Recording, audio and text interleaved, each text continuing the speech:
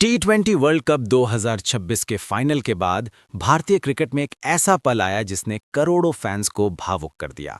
मैदान पर जश्न था, ट्रॉफी थी, तिरंगे लहरा रहे थे, लेकिन उसी जश्न के बीच एक खिलाड़ी की आंखों में आंसू भी थे। जी हां, संजू सैमसन। वही संजू सैमसन जिनकी कभी जमकर आलोचना हुई, जिन्हें कई बार टीम से बाहर किया गया, वही खिलाड़ी आज भारत की सबसे बड़ी जीत के बाद भावुक हो गए। लेकिन असली कहानी यहां और भी दिलचस्प हो जाती है। मैच के बाद इंटरव्यू में संजू सैमसन ने ऐसा बयान दिया जिसने सभी को चौंका दिया। उन्होंने अपनी सफलता का क्रेडिट खुद को नहीं बल्कि दो दिग्गजों को दिया, महेंद्र सिंह धोनी और सचिन तेंदुलकर। आखिर क्यों संजू ने धोनी और सचिन का नाम लिया? पिछले कुछ दिनों में ऐसा क्या हुआ था जिसने उनके करियर को पूरी तरह बदल दिया? और सिर्फ संजू ही नहीं, भारतीय टीम के कई खिलाड़ी भी उस पल इमोशनल हो गए थे।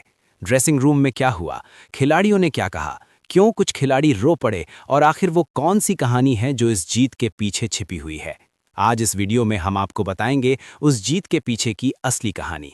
लेकिन इससे पहले अगर आप भी टीम इंडिया के इस ऐतिहासिक पल पर गर्व महसूस करते हैं तो इस वीडियो को एक लाइक जरूर कर दीजिए। 8 मार्च 2026, अहमदाबाद, नरेंद्र मोदी स्टेडियम, दुनिया का सबसे बड़ा क्रिकेट स्टेडियम, 1,33,000 दर्शकों की क्षमता और हर सीट पर बैठा एक भारतीय फैन। माहौल ऐसा था कि जैसे पूरा देश एक ही जगह जमा हो गया हो। सामने न्यूजीलैंड की टीम थी जिसकी कप्तानी मिचेल सैटनर कर रहे थे और भारत की कप्तानी सूर्य कुमार यादव के हाथ में थी। टॉस हुआ और न्यूजीलैंड के कप्तान सैटनर ने टॉस जीतकर पहले गेंदबाजी का फैसला किया। कई लोगों को लगा कि शायद यह फैसला सही होगा क्योंकि बड़े मैच में टारगेट का पीछा करना आसान होता है, लेकिन उन्हें क्या पता था कि भारत की बल्लेबाजी आज ऐसी आग उगलने वाली है कि न्यूजीलैंड के गेंदबाजों के लिए मैदान छोटा पड़ जाएगा।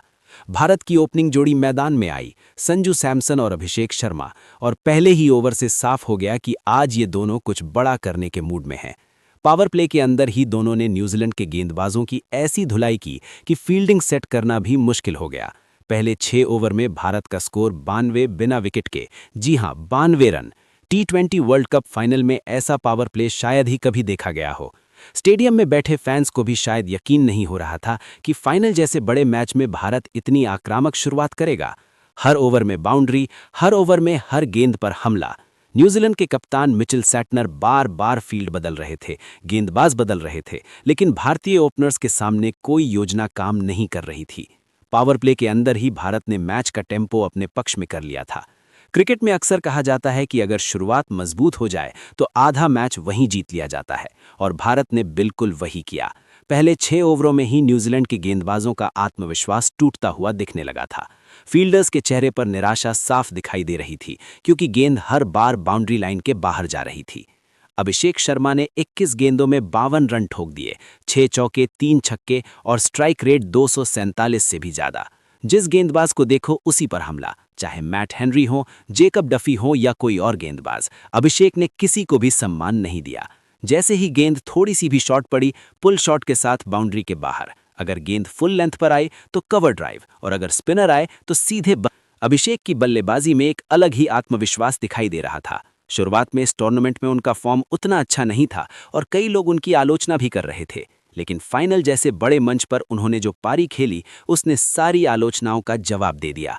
सिर्फ 21 गेंदों में हाफ सेंचुरी, वो भी वर्ल्ड कप फाइनल में, ये अपने आप में बड़ी बात है। पावर प्ले के दौरान संजू सैमसन भी दूसरे छोर से बराबर का साथ दे रहे थे। दोनों के बीच शानदार तालमेल दिख रहा था। जब अभिषेक हमला कर रहे थे तो सैमसन स्ट्राइक रोटेट कर रहे थे, और जब सैमसन ने हमला शुरू किया तो अभिषेक ने उनका साथ दिया। यही वजह थी कि दोनों के बीच ओपनिंग पार्टनरशिप तेजी से बढ़ती चली गई। लेकिन असली कहानी यहां से शुरू होती है। संजू सैमसन, 46 गेंदों में 89 रन, 5 चौके और 8 छक्के। जिस अंदाज में उन्होंने बल्लेबाजी की वो किसी फिल्मी सीन से कम नहीं था।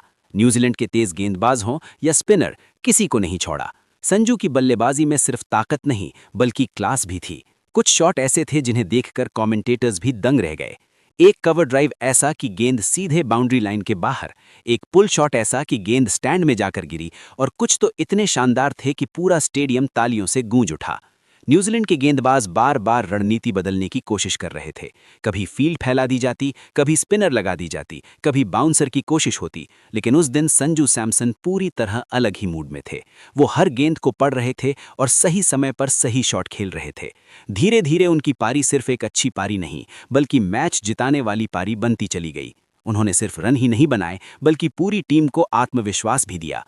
बाकी बल्लेबाज भी खुलकर खेलने लगे, क्योंकि उन्हें पता था कि एक छोर पर सैमसन मजबूती से खड़े हैं।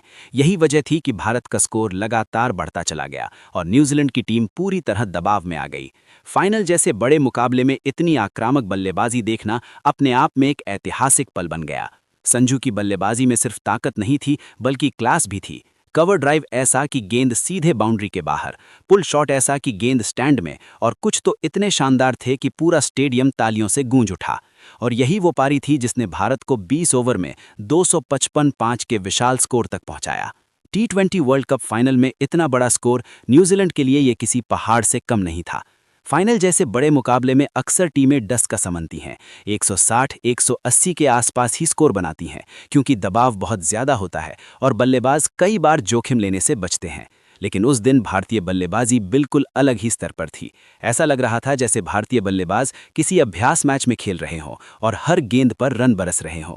जब स्कोरबोर्ड पर 255 लगा तो स्टेडियम में बैठे हजारों फैंस खड़े होकर तालियां बजाने लगे। हर कोई समझ चुका था कि भारत ने आधी लड़ाई तो बल्लेबाजी में ही जीत ली है। न्यूजीलैंड के खिलाड़ियों के चेहरों पर भी साफ दिखाई दे रहा था कि अब उनके सामने कितना मुश्किल लक्ष्य खड़ा है। 256 रन का पीछा करना T20 क्रिकेट में किसी भी टीम के लिए आसान नहीं होता, और वो भी वर्ल्ड कप फाइनल में। लेकिन असली कहानी यहां शुरू हुई, जसप्रीत बुमराह से। बुमराह ने ऐसी गेंदबाजी की कि न्यूजीलैंड की बल्लेबाजी की कमर ही टूट गई।